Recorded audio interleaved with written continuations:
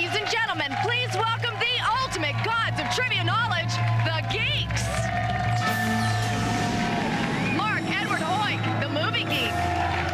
I know every movie Michael Bay has directed, even though I wish to God I didn't. Paul Goebel, the TV geek. I've seen Britain's finest. Ad Fab, Are You Being Served? No wonder we won the war. Andy Sachs, the music geek. I've got all of Pat Boone's records and all of Marilyn Manson's records. When my time comes, I'm covered either way.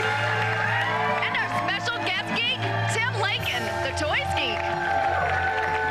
I've got a walk-in closet at home so full of my toy collection, I can't walk in. Get out of my dreams, get into my car. It's time for Beat the Geeks. Hey, I'm Tiffany, and now please welcome the host of Beat the Geeks, Blaine Capatch.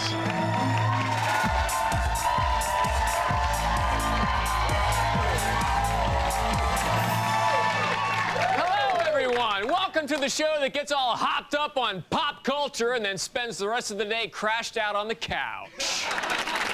It's you three, Gene, Christian, and Amy against the Geeks. But only one of you is going to get to challenge a geek for a shot at a grand prize package. First thing you've got to do is survive the toss-up round. You've got to do it. Each of these questions is worth 10 points. If you get it right, you go up against a geek for a chance at another 10 points. The one of you with the lowest score at the end of this round will be cloned, so you can be forced to talk to someone as stupid as you for the rest of your life. Here's your first toss-up question. Hands over your buzzers.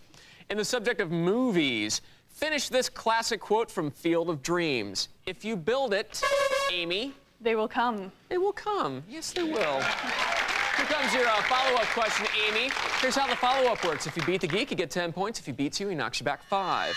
In order to build it, dreamy Kevin Costner had to clear away what crop from his field? Amy? Corn. Corn is right. What some people call maize. Here's your next toss-up question, guys, in the subject of toys. What muscular barbarian toy was billed as the most powerful man in the universe? Christian? The Hulk? The Hulk, no. Anyone else? Amy? Stretch Armstrong? Stretch Armstrong, not even close. Gene? G.I. Joe? G.I. Joe? No. Interesting, my old nickname from college, He-Man. Here's your next toss-up question in the subject of TV. On what late-night MTV show would people call in for advice on sex? Amy? Loveline. Loveline is right. Here comes your follow-up against the TV geek. What doctor dispensed sex advice on Loveline? Amy. Dr. Drew. Dr. Drew Pinsky is correct. Amy, you're on fire. TV geek, are you all right? Yeah, I gotta say, Amy's got that buzzer down. Very good. Very nice. On the subject of music, according to the title of the 1988 hit by the hair metal band Poison, what does Every Rose have?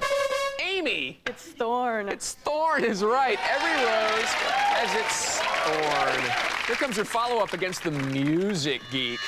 According to the title of a 1988 hit by the hair metal band Def Leppard, what should you pour a little of on me? Amy! Sugar. Sugar is right! Oh my God!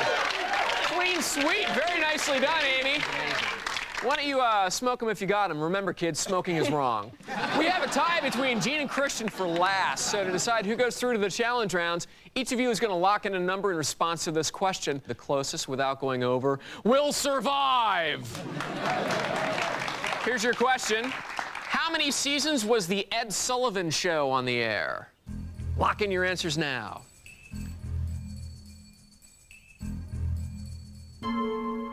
All right, well, there's a little ding that means you've done locking in your answers. Gene, please reveal your answer. 8. It was on the air for 24 seasons. Well, a lot of people haven't heard of Ed Sullivan. He's only an historic American. Christian, if you are closer, you will survive. Okay. Please reveal your answer. All right, Gene, I know you can't see over there.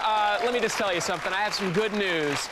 All that pressure you might have been feeling to win, it's all gone now because you've lost. Thanks for playing. We have some lovely parting gifts. Bye-bye. I'll see you later, Gene. Nice to meet you. I thought she'd never leave. Christian, Amy, you've proven yourselves worthy to play against the Geeks in our next round. We might as well get to know you a little bit. Christian, what do you do? I work in retail. Very nice. And what's the geekiest thing about you, Christian? Well, I used to go to Doctor Who conventions. And I occasionally still tape them.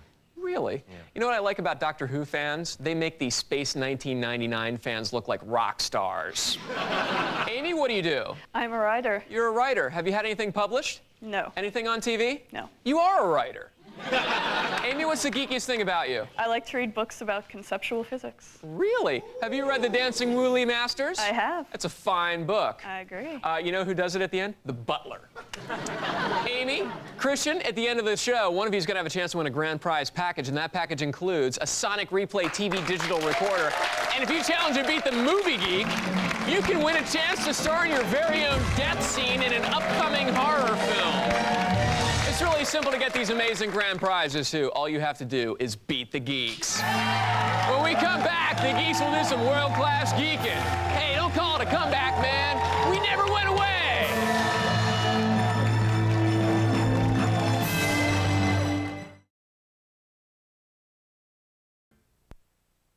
Hey, welcome back to Beat the Geeks. Did you know that the TV Geek wears shorts during every taping?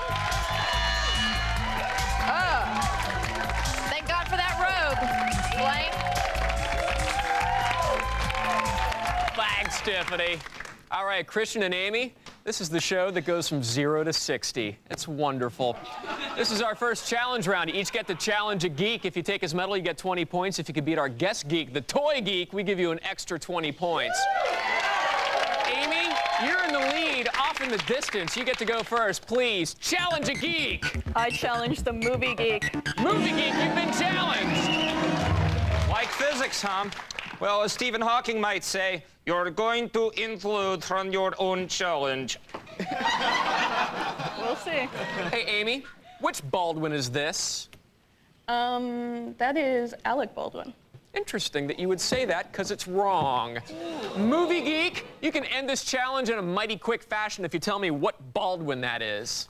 The Baldwins always look like they've eaten something sour, don't they? Yeah, Kim Basinger. Sorry.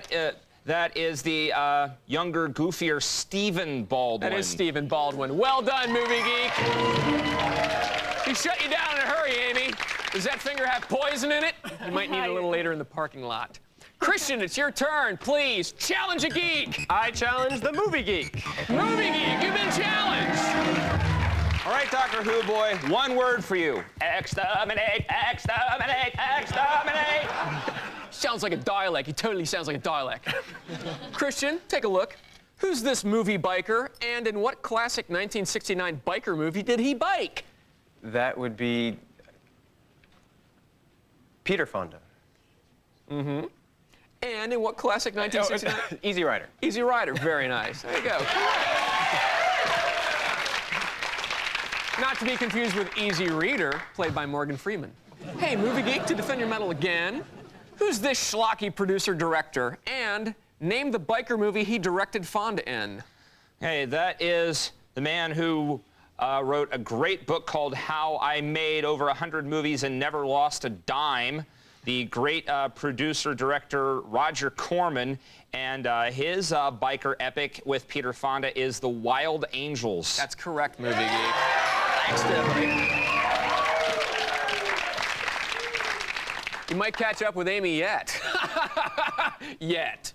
Christian, what actor's impressive filmography includes Shakes the Clown, Hot to Trot, and several Police Academy films? That would be Bobcat Goldthwait. That's right! That's right! Bobcat, of course, named after a cat. Movie Geek, in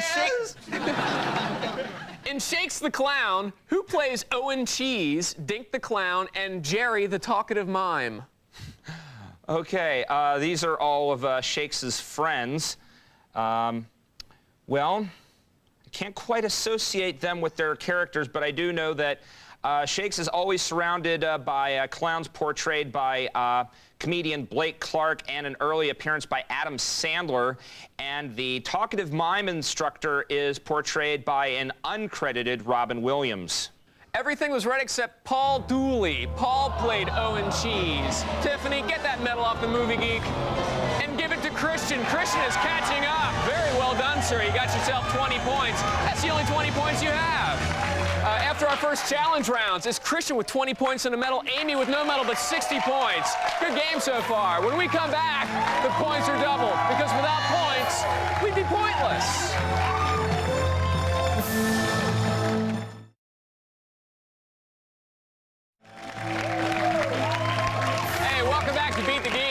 Christian and Amy, it's time for 2 more challenges, but in this round, Geek medals are worth 40 points each, and you can still get an extra 20 points for our guest geek, the Toy Geek. Hello, Toy Geek. Remember, once a geek has been defeated, he cannot be challenged again, so the movie geek is off limits. Christian, you need the most help. This time you get to go first. Please challenge a geek. Okay, I challenge the music geek. Music geek, you've been challenged. Christian, I've heard Carpenter songs that are more threatening than your challenge. Hey, Christian. Hello. What band achieved commercial success with the release of A Boy Named Goo? Sonic Youth. No. Not at all. You can end Christian's challenge, his unthreatening Carpenters-like challenge, if you tell me what band achieved commercial success with the release of A Boy Named Goo. That's Johnny Rzeznik, Robbie Tkach, and Mike Melanin. They're the Goo Goo Dolls. That is the Goo Goo Dolls. You know what, Christian? You were probably thinking of Goo by Sonic Youth. I was. You were? Actually, yes. And you were wrong. That's why I'm going to let you show off a little bit, Music Geek. I'm going to ask you something for no points, just for fun. What band's 1983 album was called White Feathers? Oh, of course. Ha-ha, see, Goo Goo Dolls, and one of the most ridiculous one-hit wonder bands that England produced in the early 80s, fronted by Limahl. That's Kaja Goo Goo. That is Kaja Goo Goo. Nicely done, Music. You have any Kaja Goo Goo albums? I have one of their songs on a compilation. Was it Too Shy? It was. That's the only song they had. That's a one-hit wonder, Christian. Sit tight, Amy. It's your challenge. Please challenge a geek. I challenge the music geek. Music geek, you've been challenged. Amy, so you like conceptual physics? I got a concept for you. You lose! Amy, take a look. This is Jacob Dylan. For what band has he been the lead singer since 1990? The Wallflowers. The Wallflowers is right. Hey, Music Geek, I'm gonna love watching the vein pop out of your forehead on this one. To defend your medal, name the first 3 solo albums released by Jacob's father, Bob. The first 3? Sure. I mean, you know, I could do the first 10 if you want. But let's see. He began with his first album is simply self-titled Bob Dylan. Oh, that's his dad? Wow. Album number 2 is a Stone classic. That's called The Freewheelin' Bob Dylan, featuring that amazing photo of him and Suze Rotolo walking down the street in Greenwich Village. Album number 3, that was kind of Bob's protest move. It's got great songs like The Lonesome Death of Hattie Carroll. That is The Times They Are A-Changin'. That's right. Nicely done, Music Geek.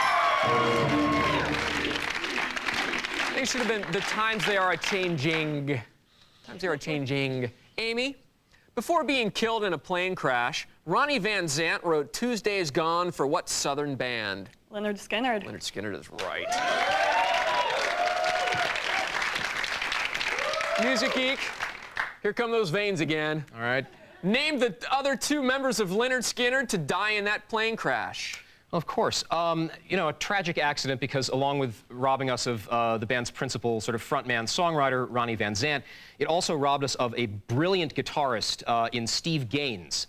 And the other member of the band who perished was Steve's, I believe she was his sister, Cassie Gaines. Oh, very nicely done, Music Geek. That's correct.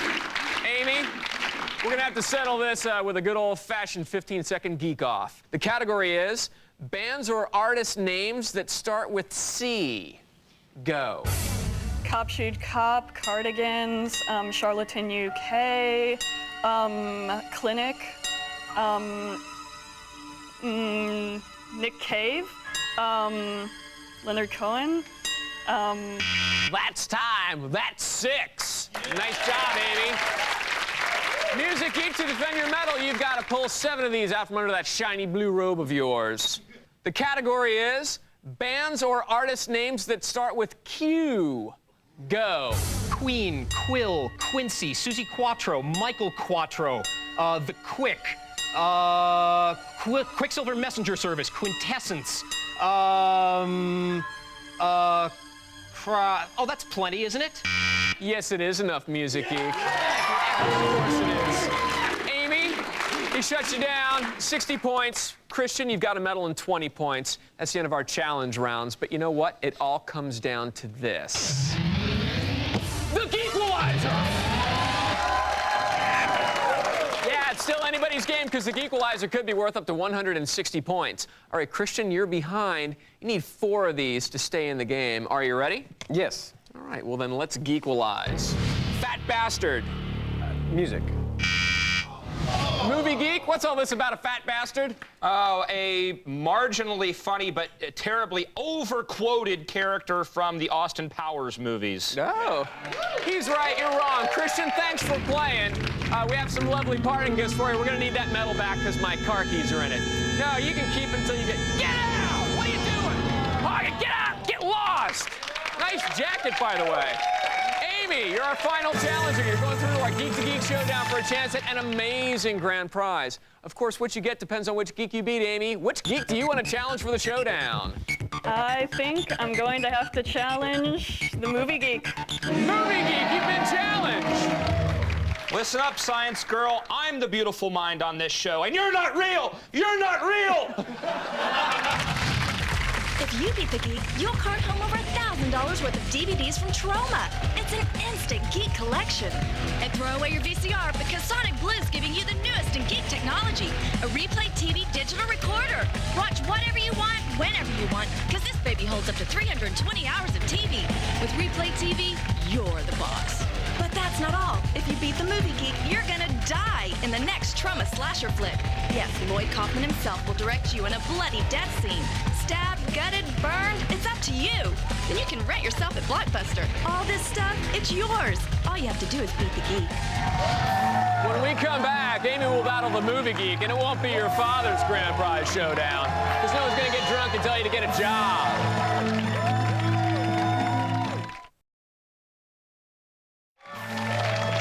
This is our final Geek to Geek showdown. The rules are simple. For each category, I ask a 1, 2, or 3-point question. First person to 7 points wins. Amy, we're going to give you a head start. The first category, movies based on TV shows. Would you like a 1, 2, or 3-point question? I will take a 2-point question. In the 1999 adaptation of TV's Wild Wild West, who plays James T. West? That would be Will Smith. That would be Will Smith. There you go, Amy. 2 points. 2 points or 3 in movies based on TV shows, Movie Geek. No, I'm afraid to see the movie they'd base off of this TV show, but I'll take 3 points, please. Who played McHale in 1964's McHale's Navy? Who played him in the 1997 version? And name the director of one of the 2 films. Okay, well, the earlier version was basically a spin-off from the series and retained most of the original cast, including Ernest Borgnine as McHale. The 90s remake featured Tom Arnold in the role of McHale. And director on either one of those shows. I'm going to say the director of the original McHale's Navy was